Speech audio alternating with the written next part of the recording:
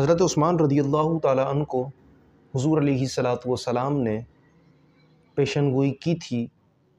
تو اس پیشن گوئی پر حضرت عثمان رضی اللہ تعالیٰ عنہ کو یقین تھا کہ شہادت ان کا مقدر ہو چکی،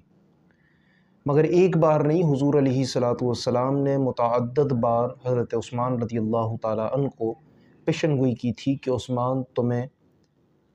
باغی گروہ قتل کریں گے، شہید کریں گے۔ ایک روز آپ نے خواب میں دیکھا، آپ روزے سے تھے، جس روز آپ کی شہادت ہوئی اسی روز آپ نے خواب دیکھا کہ آپ حضور علیہ الصلاۃ والسلام اور سیدنا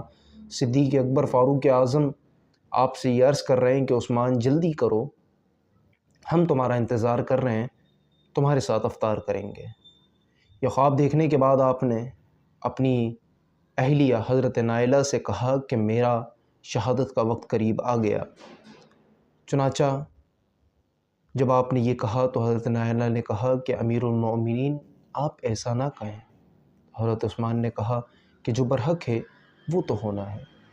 ابھی یہ سارے معاملات ہوئے ہی تھے کہ کچھ لمحے بعد 4 باغیوں نے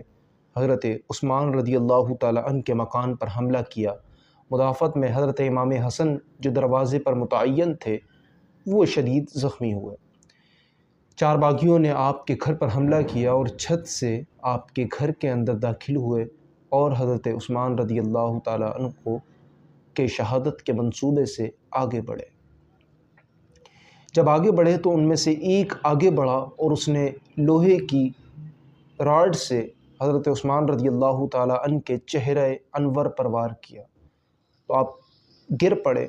دوسری جانب سے دوسرے نے وار کیا تو آپ کے سر سے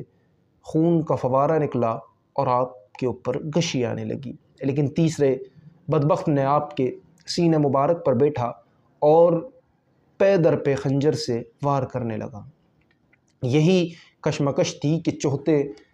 نے تلوار سے آپ پر وار کرنا چاہا تو حضرت نائلہ رضی اللہ تعالیٰ عنہما نے اپنی انگلیاں بچانے کے لیے اپنا ہاتھ آگے بڑھایا تو آپ کی انگلیاں کٹ کر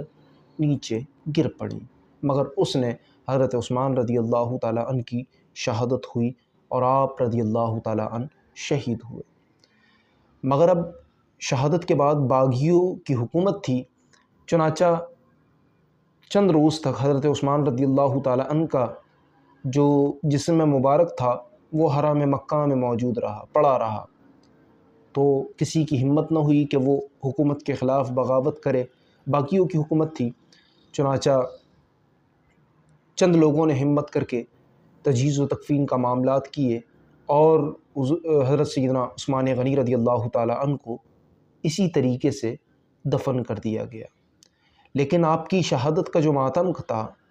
جو آپ کی شہادت کے بارے میں سنتا اس کو ایک افسوس ہوتا کہ باغی، ان کو یہ یقین نہیں تھا کہ باغی اس حد تک جائیں گے کہ وہ امام کی شہادت کے مرتکب ہو جائیں گے،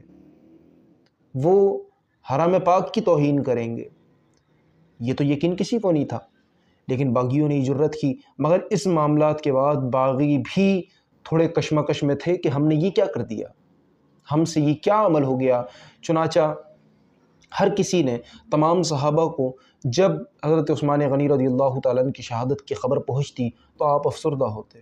آپ غم کرتے۔ غم کرنے کے ساتھ حضرت علی رضی اللہ تعالیٰ عنہ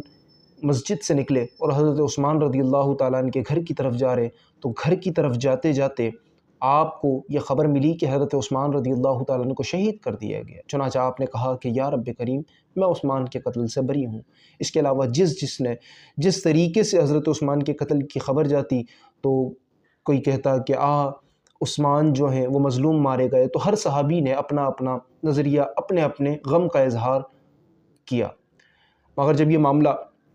جب حضرت عثمان کا کرتا اور حضرت نائلہ رضی اللہ تعالیٰ عنہما کی انگلیاں یہ کپڑے میں لپیٹ کر حضرت امیر معاویہ رضی اللہ تعالیٰ عنہ کے پاس پہنچیں، جب آپ نے اس کو کھولا تو آپ کا کرتا گرا اور حضرت نائلہ کی انگلیاں گری۔ جب یہ گری اور کرتا دیکھا تو وہ جو مجلس تھی اس میں ایک شور برپا ہو گیا، اس میں آہوں کی صدایں بلند ہونے لگیں اور بلند آواز سے لوگ شور کرنے لگے، لوگ بلند آواز سے کہنے لگے انتقام، انتقام کی صدا بلند کرنے لگے۔